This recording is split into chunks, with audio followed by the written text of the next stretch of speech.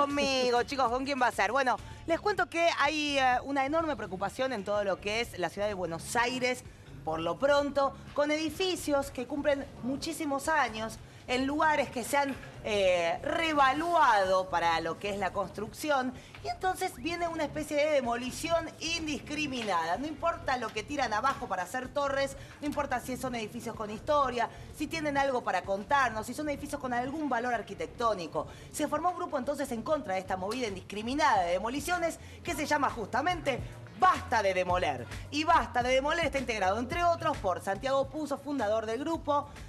Iba a hacer un chiste con el apellido, no lo voy a hacer. Florencia Malagray, integrante del grupo y encargada del blog, además de Basta de Demoler. Y Marcelo Magadán, arquitecto e integrante del grupo. Bienvenidos. Lo que nos convoca hoy puntualmente es el Teatro El Picadero, pero ustedes en realidad están preocupados por un montón de edificios. Empecemos por lo que está pasando con El Picadero. Bueno, hace una semana, más o menos, Alejandro Machado se puso en contacto con nosotros, que es un guionista que trabaja en medios y está haciendo un relevamiento de distintos autores, arquitectos de Buenos Aires de principios de siglo.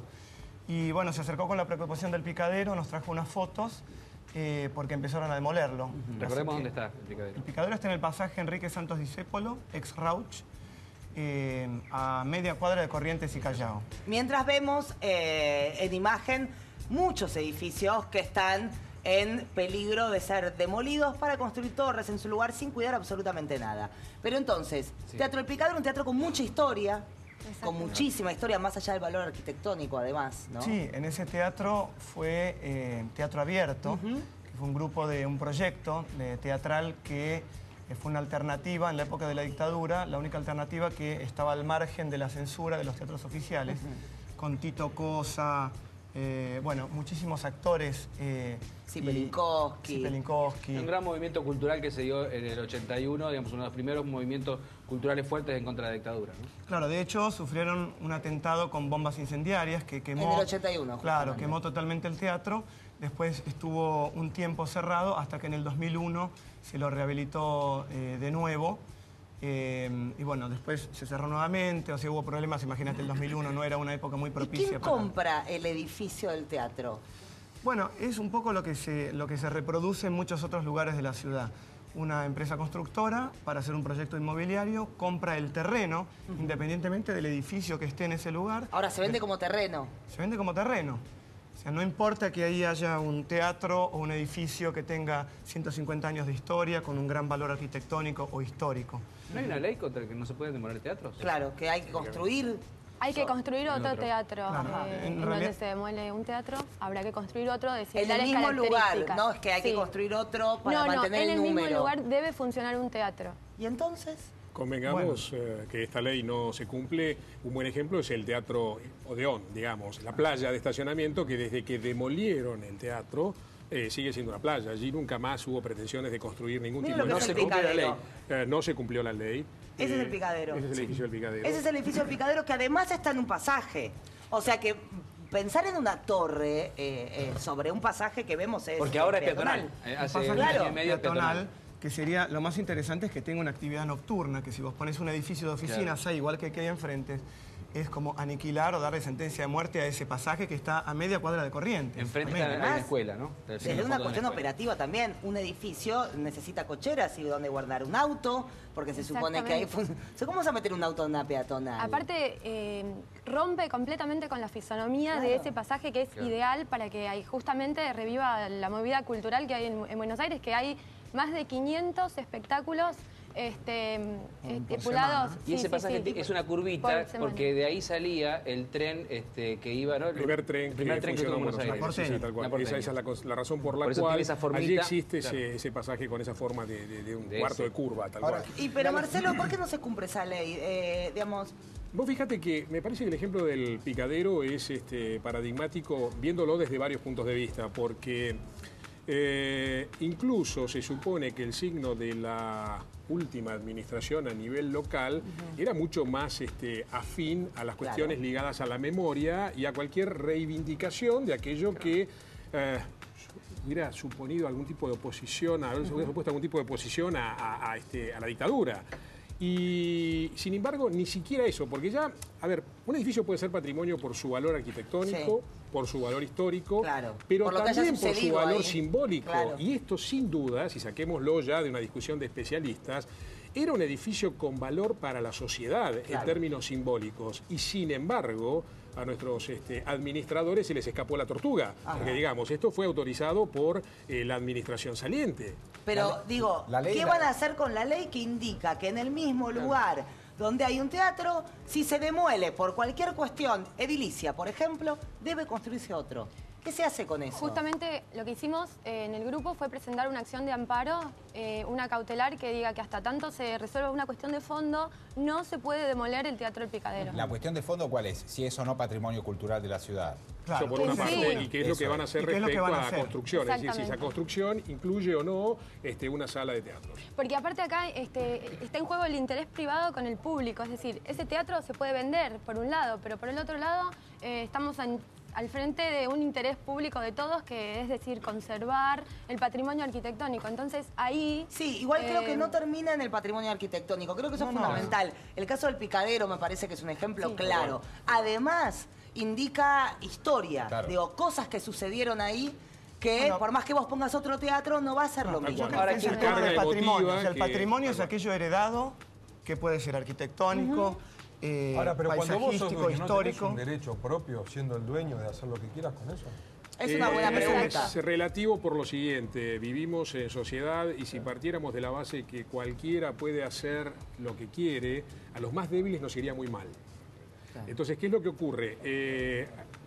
A nivel mundial, pero también a nivel local, porque por lo menos los redactores de la Constitución local y de la reforma, de la última reforma de la Constitución a nivel nacional, se pusieron de alguna manera en sintonía con lo que estaba pasando en el mundo y lo que se logró es que se reivindique el derecho ciudadano a la conservación del medio ambiente y del patrimonio arquitectónico-cultural. O sea que hoy, por lo menos en cuanto a la norma, nosotros tenemos en la Carta Básica, que son las dos constituciones, derecho a reivindicar esto. ¿Qué pasa en el mundo? En el mundo, y la garantía de que el gobierno... Que el gobierno tiene que administrar los medios que sean necesarios para establecer esa Además salvaguarda. es poco inteligente. Nosotros estamos conociendo desde hace un tiempo, desde la devaluación en adelante, el poder del turismo como fuente movilizadora de trabajo, divisas y un montón de otras cosas. Si nosotros perdemos la identidad como ciudad, como país, ese turista no viene porque no le interesa ver una ciudad igual a la que conoce. Exactamente. Yo voy a esto. Yo soy el dueño del terreno del Picadero, en este caso. Entonces, yo lo quiero vender, no me interesa invertir en el teatro, que venga e invierta otro. Yo lo quiero vender, necesito la plata. Lo vendo. El problema es del que lo vende o del que lo compra y quiere hacer... No, tal vez el Estado debería tener una política de conservación. Exactamente, este es el problema de fondo, porque en realidad se supone que en aquellos países que tienen legislaciones más modernas se establece primero una norma clara. Es decir, acá la primera cuestión es que nosotros no tenemos un código de planeamiento actualizado, se sigue discutiendo desde hace largo rato lo que va a ser la modificación de este código y... está a punto de perder estado parlamentario porque no se discutió dentro de este último ciclo parlamentario, a nivel de la ciudad estoy hablando, y lo que ocurre con respecto a esto es que, no habiendo una normativa clara de qué es lo que hay que preservar y qué es lo que se puede demoler, hoy se está demoliendo anárquicamente. El problema que tenemos, y esto es una cuestión que a veces nos toca hablar con alguna gente que dicen, bueno, pero tenemos otros problemas más importantes, fenómeno. Supongamos que vamos camino a solucionar otros problemas más importantes como la salud y la educación. Un buen día nos vamos a empezar a preocupar por nuestra cultura y vamos a mirar alrededor y no vamos a tener nada. Entonces yo creo que hay que preocuparse por todas las cosas simultáneamente y establecido qué es lo que la sociedad está dispuesta a sostener entre lo que se conserva y lo que se puede demoler, lo que sí hay que hacer después es una política de ayudas técnicas y financieras para aquella persona que de alguna manera es castigada no pudiendo aprovechar la capacidad potencial de su terreno, tenga algún tipo de compensación.